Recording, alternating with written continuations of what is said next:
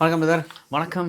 ஆக்சுவலாக எக்ஸல் என்கிற ஒரு கல்லூரி நாமக்கல் மாவட்டம் மாவட்டத்தில் நடந்த லாஸ்ட்டாக ஒரு 2 நாட்களுக்கு முன்னாடி இந்த நியூஸ் வந்து மிகப்பெரிய லெவலில் பரவலாக போயிட்டு இருந்துச்சு.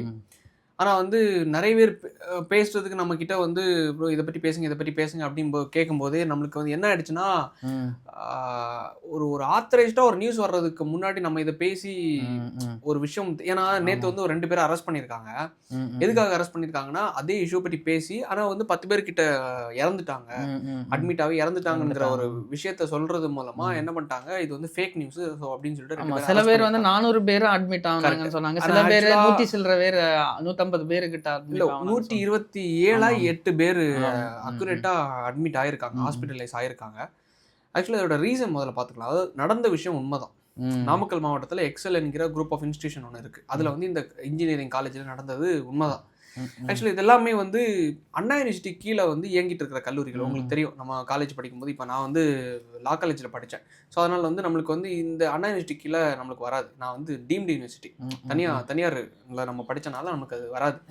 ஸோ இப்போ நீங்கள் வந்து அண்ணா யூனிவர்சிட்டி கீழே படிச்சிங்க. ஆமாம், அண்ணா யூனிவர்சிட்டி கீழே படித்த ஒரு காரணத்தினால உங்களுக்கு தெரியும் உங்களுடைய காலேஜோட குடுமி யார்கிட்ட இருக்கணும்னா அண்ணா யூனிவர்சிட்டியில் இருக்கும். ஸோ அவங்க தான் உங்களுக்கு எக்ஸாம்ஸ் முதல் பேப்பர் திருத்துறது முதல் அதை தாண்டி வந்து ஓரளவு இந்த காலேஜ் இயங்குறதும் இயங்காமல் இருக்கிறதுக்கு ஒரு குடுமி அவங்க கிட்டே இருக்கும். கண்டிப்பாக கண்டிப்பாக. ஸோ அந்த குடுமையை வந்து அண்ணா யூனிவர்சிட்டி கொஞ்சம் விட்டு பிடிச்சிட்டாங்கன்னு நினைக்கிறேன். அவங்க ஆரம்பத்துலேருந்து கொஞ்சம் அப்படி இப்படி தான் இந்த அக்கா யூனிவர்சிட்டி எல்லாம். ஸோ அவங்க கிட்டே ஏமாத்துறவங்க நம்ம பசங்க அவங்க கல்லூரிகள்லேயே. ஸோ அதனால என்ன ஆயிடுச்சுன்னா, இந்த எக்ஸல் காலேஜில் வந்து பல காலேஜஸில் எல்லா காலேஜ்லையும் இப்படி தான் இயங்கிட்டு இருக்கோம். குறிப்பாக இந்த எக்ஸல் காலேஜில் என்ன நடந்திருக்குன்னா, கேன்டீனில் வந்து இந்த ஸ்டூடெண்ட்ஸ் தங்கியிருக்கிற ஹாஸ்டல்ஸ் இருக்குல்ல, இந்த ஹாஸ்டல்ஸில் வந்து தொடர்ந்து தண்ணியில் வந்து அதை யூஸ் பண்ண தண்ணி வந்து ஒரு பாக்டீரியா கலந்து, அதை பாக்டீரியா விட்டுருங்க, அந்த டாபிக் ரெண்டாவது வருவோம். நம்மளுக்கு அனுப்பிச்ச ஃபோட்டோஸ் எல்லாம் எப்படின்னா, சாப்பாட்டில் லைட்டாக சின்ன சின்ன புழு இருந்தது மாதிரியும் வார்ம்ஸ் இருந்த மாதிரியும் இந்த மாதிரிப்பட்ட ஃபோட்டோஸ் வந்து அங்கே படிக்கிற ஸ்டூடெண்ட்ஸ் வந்து அனுப்பிச்சி விட்டுருந்தாங்க. பட் வந்து எனக்கு என்னென்னா, நம்ம பார்க்காதது வரைக்கும் ஒரு ஆத்தரைஸ்டான ஒரு சேனலில் வர்றது வரைக்கும் நம்ம வெயிட் பண்ணி பார்க்கலாம் அப்படிங்கிறது நான் வெயிட் பண்ணியிருந்தேன். ஆனால் இன்றைக்கி என்னென்னா, லேப் டெஸ்ட் மூலமாக ஒரு விஷயத்த கண்டுபிடிச்சிருக்காங்க. அது என்னென்னா, லைக் வந்து ஒரு பாக்டீரியா. அந்த பாக்டீரியா என்னென்னா, லைக் வந்து இந்த செப்டி டேங்க் இருக்குல்ல, செப்டி டேங்க்லேருந்து தண்ணி கலந்துச்சுன்னா, இல்லை வந்து டேங்கில் தண்ணி ஆல்ரெடி ஒரு ஒரு ஒரு தேங்கி இருக்கிற நிலைமை இருந்துச்சுன்னா, இல்லை ஏதாச்சும் மனித கழிவுகளோ இல்லை வந்து மிருகங்களோட கழிவுகளோ ஏதாச்சும் விழுந்துச்சுன்னா, ஈகோலின் என்ற ஒரு பேர் கொண்ட ஒரு பாக்டீரியா வந்து உருவாகுது. ஆக்சுவலாக இந்த பாக்டீரியாவோட விளைவு என்னன்னா, வாந்தி வருமா, காய்ச்சல் வருமா, டயரியா வருமா, கடைசியில் எக்ஸ்ட்ரீம் லெவலில் ஆள் செத்துருவாங்க. ஆக்சுவலாக வந்து கழிவு நீர் கலக்கும் போது இல்லை ஒரு ஸ்டாக்னன்ட் வாட்டர் அங்கே இருக்கும்போது அந்த தண்ணி வந்து கெட்டு போகுது இல்லை? ஆமாம், கெட்டு போகுது. அந்த தண்ணியை தான் உயிர் சுழற்சி ஏற்படுது. அதில் பாக்டீரியா, கூத்தாடி புழு முதல் எல்லாமே அந்த தண்ணியை தான் ஸ்டூடெண்ட்ஸ் அருந்துறாங்க, குடிக்கிறாங்க. அந்த தண்ணியில தான் கேன்டீனில் சாப்பாடை சமைக்கிறாங்க. ஒரு தண்ணி எப்படி வருதுங்கிறதே தெரியாம அந்த லட்சணத்துல தான் அந்த காலேஜ் இயங்கிட்டு இருந்திருக்காங்க. பல கல்லூரிகள் உங்களுக்கு தெரியும் எந்த லட்சணத்துல நடத்துறாங்க அப்படின்னு. அது இது பிரைவேட்டுக்கே எப்படின்னா, கவர்மெண்ட் நடத்துறதுல என்ன லட்சணத்துல இருக்குன்னு தெரியும்ல. ஒரு புள்ள வந்து பள்ளி விழுந்தது கடந்ததை எடுத்து கொண்டு வந்திருக்கு சாப்பாடு. இதுக்கு முன்னாடி உள்ள நியூஸ். அதை வந்து இப்ப இடையில ஒரு விழா நடத்தினாங்க. அதாவது அந்த விழால பேர் கரெக்டா தெரியல, ஒருத்தவங்க வந்து சாம்பாரா தேன் மாதிரி இருக்கு சார், இந்த சாம்பாரையா நீங்க தினம் தினம் சாப்பிடுறீங்க, எது இந்த விடியலாட்சியோட சாம்பார்ல தேன் மாதிரி இருக்கு, இந்த சாம்பாரை நீங்க தினம் தினம் சாப்பிடுறீங்க அப்படின்னு. எனக்கு சத்தியமா புரியல. உண்மையிலே இவங்க பிள்ளையா அப்படின்னா அவங்க சேர்த்துருக்கணும். அந்த தேன் கிடைக்கிற இதுல ஏதாவது பிரைவேட் ஸ்கூல்ல தேன் கொடுப்பாங்களா? ஏதாவது பிரைவேட் ஸ்கூல்ல அங்க வந்து காலைல சாப்பாடு ஃப்ரீயா கொடுப்பாங்களா? இந்த யூடியூபர்ஸ் அவங்க இருக்காங்களே, அடடா மிக சுவையான உணவு அப்படின்னு ப்ரமோஷன். அப்ப அவங்க வந்து கவர்மெண்ட் ஸ்கூல்ல போய் ரிவ்யூ எடுக்கலாம்ல? ஆமா ஆமா, கவர்மெண்ட் சாப்பாடு போடுற இடங்கள்ல போய் ரிவ்யூ எடுக்க மாட்டேங்கிறாங்க. ஏன்னா ஒரு இடத்துல எடுத்தாங்க, அம்மா உணவகத்துல எடுத்தாங்க. நோட் பண்ணீங்களா? உண்மையிட்ட அம்மா உணவகம் உண்மையிட்ட நீட்டா தான் இருக்கு, நானே சாப்பிட்டேன். காரணம் என்னன்னா, நிறைய பேர் நம்மளுக்கு தெரிஞ்சவங்களே என்னன்னா, வேலை போய் 5 ரூபா 10 ரூபாய்க்கு உங்களுக்கு சாப்பாடு கிடைக்குது. அதுவே ஓரளவு கொஞ்சம் தரமா தான். ஆமா, உண்மையிட்ட தரமா தான். கொஞ்சம் தரம் கொஞ்சம் கம்பேரிட் டு தி பிரைஸ் அது ரொம்ப தரம் தான், ரொம்ப தரமா தான் இருந்துச்சு.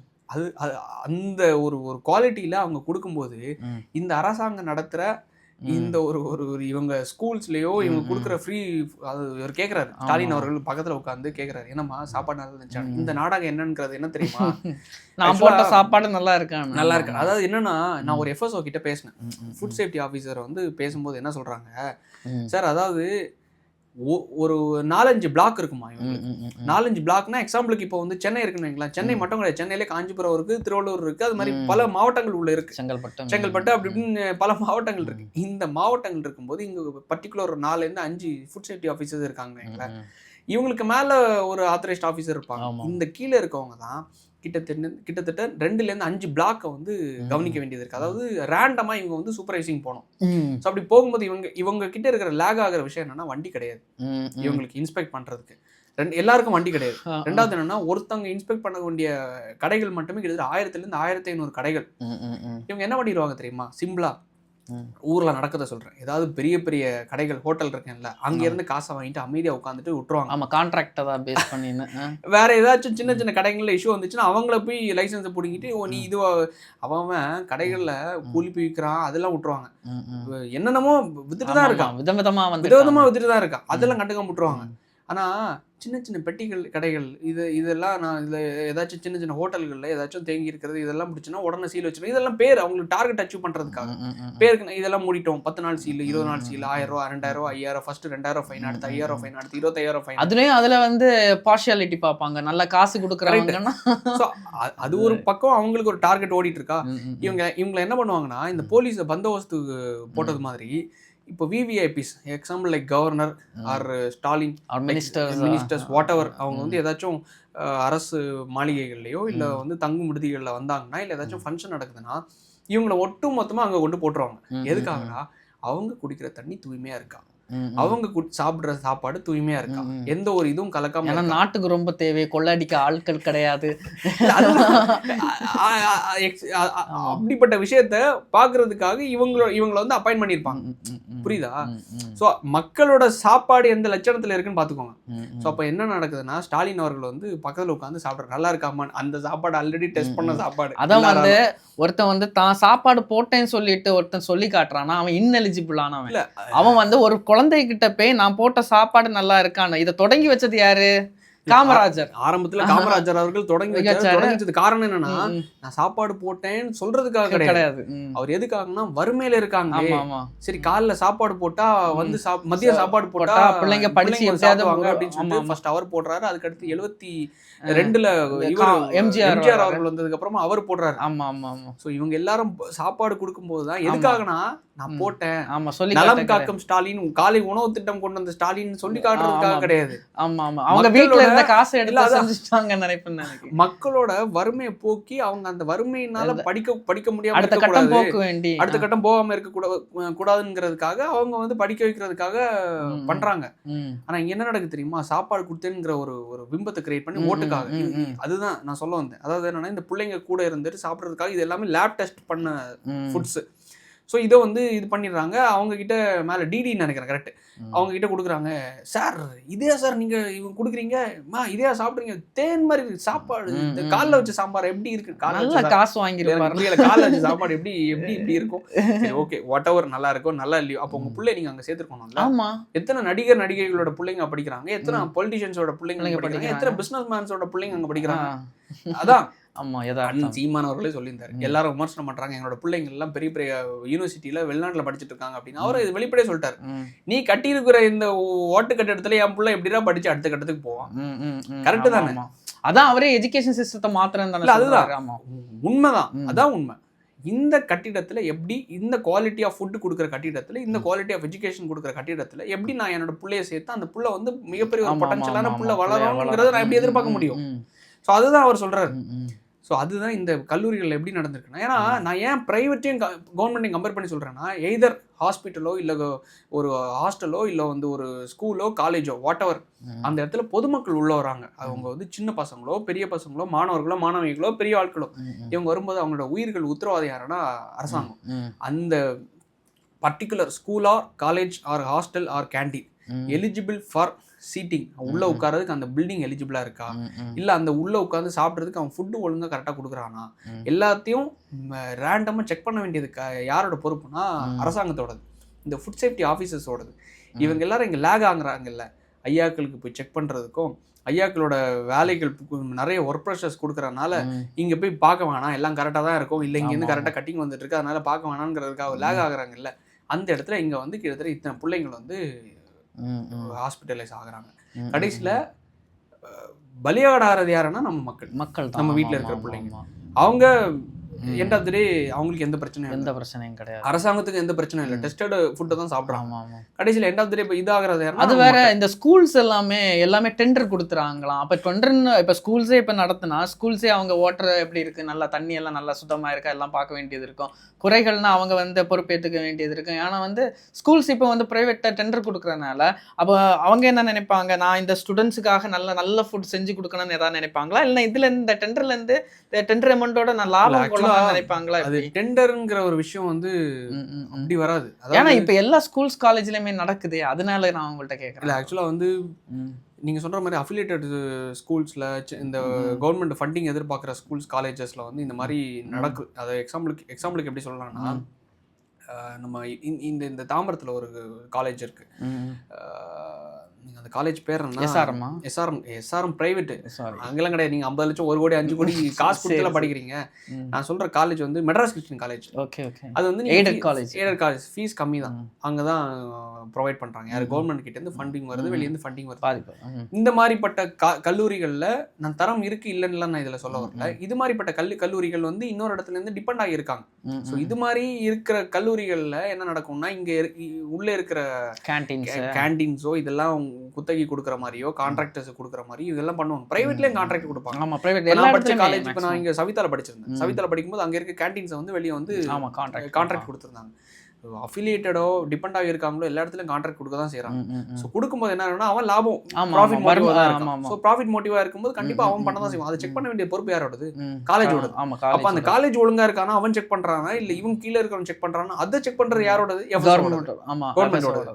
இப்ப நம்ம வீட்டுல சாப்பாடு கரெக்டா செய்யறோமா இல்லையாங்கிறத அவன் செக் பண்ண வேண்டிய அவசியம் இல்லை. அது என் வீடு, பிரைவேட், என் பிரைவேட் சர்க்கிள் 4 சவத்துக்குள்ள நான் சாப்பிட்றேன், வச்சத்தை சாப்பிட்றேன்னா ஏதோ ஒண்ணு, அது என்னோடது, தனி மனிதனோடது.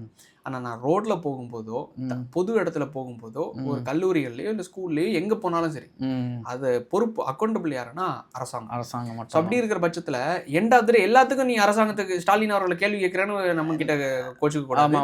உண்மையிலேயே இந்த சம்பவத்தை பொறுத்த மட்டும் அந்த அரசாங்கம், அந்த அதிகாரிகள், அந்த ஆட்சி ஒழுங்கா நடந்திருந்துன்னா இந்த 129 பேரும் அட்மிட் ஆகுறதுக்கு வாய்ப்பே இல்லை. எதுக்கு? அதாவது தொடர்ந்து ஒரு விஷயம் நடந்தா மட்டும்தான் இந்த அளவுக்கு ஒரு ஹாஸ்பிட்டலைஸ் ஆகிறதுக்கான ரீசன் இருக்கும். ஸோ ஒரு நாள்ல எப்படி வந்து இப்படி எல்லாம் கலந்து இப்படி தொடர்ந்து அந்த காலேஜ்ல இந்த அலிகேஷன்ஸ் இருக்கு, தொடர்ந்து அந்த பிள்ளைங்க வந்து சுத்தம் இல்லை, எல்லாமே கேண்டீன் வந்து இந்த லட்சணத்துல, அதாவது ஒரு கேண்டீன் வந்து தொடர்ந்து புகை மூட்டமா இருந்து தொடர்ந்து அதை கிளீன் பண்ணாம இருந்தா மட்டும்தான் அது குப்பை மாதிரி இருக்கும். ஒரு நாள்ல எதுவுமே மாற போறது. ஸோ அவங்க கம்ப்ளைண்ட் ரைஸ் பண்ணிட்டே இருக்காங்க. அழுக்கு மேல அழுக்கு சேர்ந்தாதான் உயிர் சுழற்சி ஏற்படுத்தி அது பாக்டீரியாவட்டும் வைரஸாவட்டும் மாறிட்டு இருக்குது. அப்படி இருந்தனால அந்த டேங்க் ஒரு ஸ்டாக்னன் ஆனனாலதான், தேங்கி இருந்தனால தான் இந்த அளவுக்கு ஒரு பாதிப்பு வந்திருக்கு. அதுக்கு வழி வகுத்து கொடுத்தது யாரு? திராவிட மாடல் தானே. நலம் கீழே இருக்கே FSO. அதான் FSOனால அது யாருக்கு கீழே இருக்காங்க? ஓகே, கவர்மெண்ட் கீழே தான், அரசாங்கத்துக்கு கீழே. அவங்களுக்கு இதை பத்தி கவலை கிடையாதே. இல்ல, அதாவது என்னன்னா, அவங்களுக்கு என்னன்னா, என்னைக்காவது ஒரு நாள் எங்கேயாச்சும் தான் நடக்குது. ஸோ இங்க நம்ம இடத்துல நடந்துராதுங்கிறது ஒரு அலட்சியம். கரெக்டா எங்கெங்க கட்டிங்ஸ் எங்கெங்க வருது என்னென்ன, அடுத்த வருங்காலத்துல உள்ள இந்த ஸ்டூடெண்ட்ஸை இனி வந்து நல்ல சினிமா போட்டு கொடுத்து குடிகாரங்களாக்கி அவங்க குடிபானங்களை விற்கணும். இவங்களுக்கு இதுதான் இந்த அரசியல், அது டார்கெட், அது தனி டார்கெட். அது கிட்டத்தட்ட இந்த தீபாவளிக்கு 78,000 80,000 கோடி ரூபாய் ஏதோ டார்கெட் அச்சீவ் பண்ணியிருக்காங்க. அது நம்ம அரசு நடத்தணும்ல. இவங்களுக்கு அந்த கல்லூரிகளுக்கு எல்லாம் பணம் கொடுக்கணும் இல்ல, சாப்பாடு இந்த மாதிரி பட்ட தேன் மாதிரி உள்ள சாம்பார் எல்லாம் ப்ரொவைட் பண்றதுக்காக நாங்க ஃபண்டிங் கொடுக்கணும். ஏன்னா எனக்கும் பசிக்கும் இல்ல, அதான்.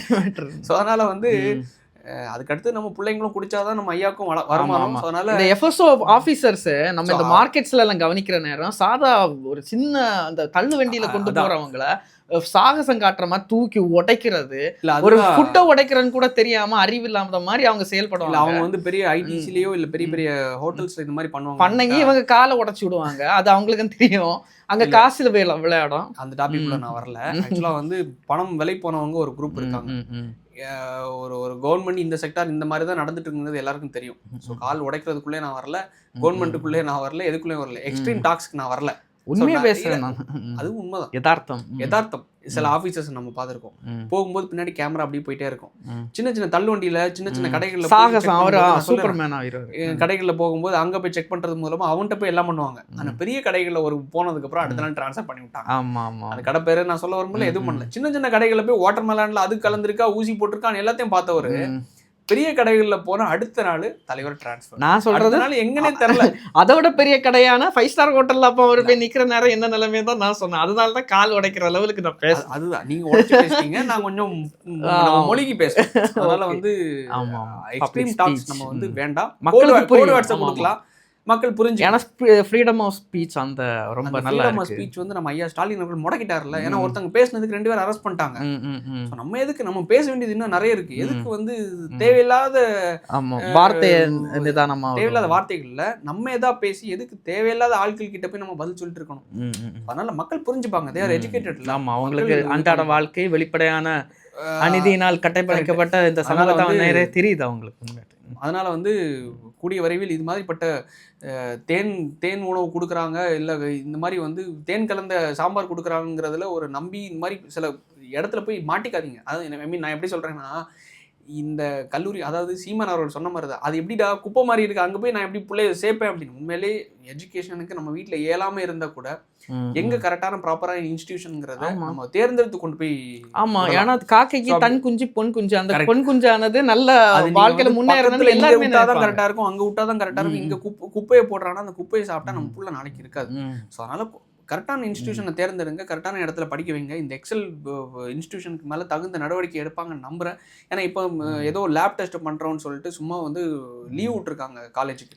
அவங்க இந்த டைம் என்ன பண்ணியிருக்கணும்னா, ஒட்டுமொத்த லைசன்ஸையும் அக்கா யூனிவர்சிட்டி மேலே இருக்காங்கல்ல, அந்த யூனிவர்சிட்டி வந்து கேன்சல் பண்ணி இந்த இது சீல் வச்சு இந்த காலேஜோட இதே அது பேர்னா லைசன்ஸே இவங்க கேன்சல் பண்ணிருக்கணும், டெர்மினேட் பண்ணிருக்கணும். ஆமா ஆமா. ஆனா எதுவுமே பண்ணாம ஜஸ்ட் லீவ் விட்டு, லீவ் எதுக்கு விடுறாங்கன்னா போராட்டம் நடந்துரும் அந்த மாதிரி விஷயத்துக்கு வேண்டி தான் லீவ் விட்டுறாங்க. போராட்டத்தை மேற்கொண்டாங்கன்னா மிகப்பெரிய லெவல்ல ஒரு ஸ்டூடெண்ட்ஸ் எல்லாருமே ஒண்ணு சேர்ந்துருவாங்கல்ல, மீடியா ஸ்பாட்லைட் கிடைச்சிரும், எல்லாரும் பேசிடுவாங்க. எந்த மீடியாலும் இதுவரை வரல. ஒருத்தர் பேசினதுக்கு அரெஸ்ட் பண்ணிட்டாங்க. அப்படியா?